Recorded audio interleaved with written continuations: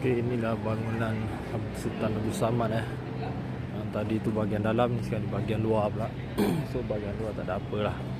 Cuma bangunan ni dibina pada tahun 1897 Maknanya dah 100 tahun lebih, hampir 200 tahun lah bangunan ni.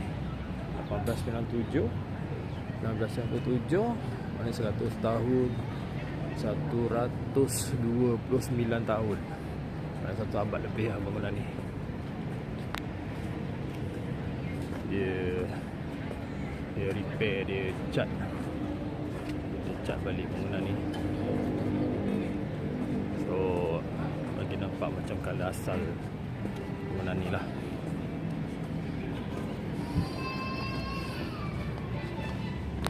So malam ni mungkin ada show ni. Mungkin ada show. Dah cantik ni dia buat ni. Dia buat kafe apa semua ni. Dulu ni tahun lepas ni saya datang ni, tempat ni gelandangan tidur dalam ni. Tempat gelandangan tidur. Tahu macam mana dia orang masuk. So dah jadi kafe lah. Dah cantik lah. Oh ni ada stage ni. Tak tahu lah malam ni mungkin ada show kat ni. Apa program tak tahu. Tengah bandar raya ni. Ni Mak Salin tengah buat photoshoot apa tak tahu lah.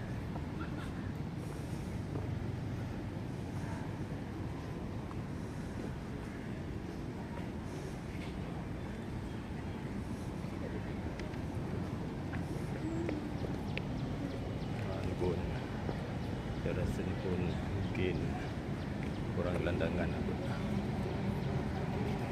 Oh ni sebelah ni rasanya ni bangunan mahkamah kalau tak silapnya. Di seberang sungai ni.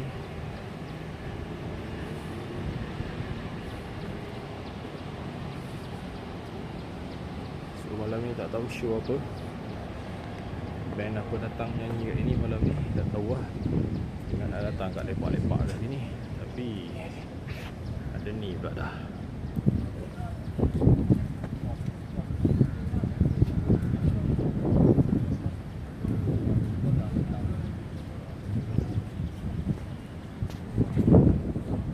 So ni sebelah tepi bangunan Sultan Abdul Samad.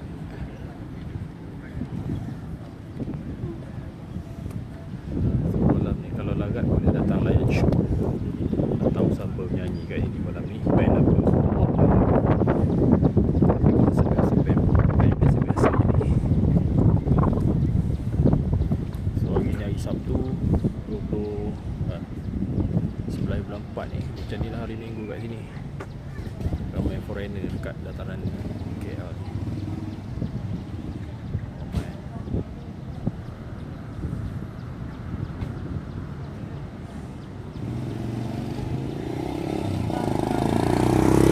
Okay, kita jumpa lagi untuk next video.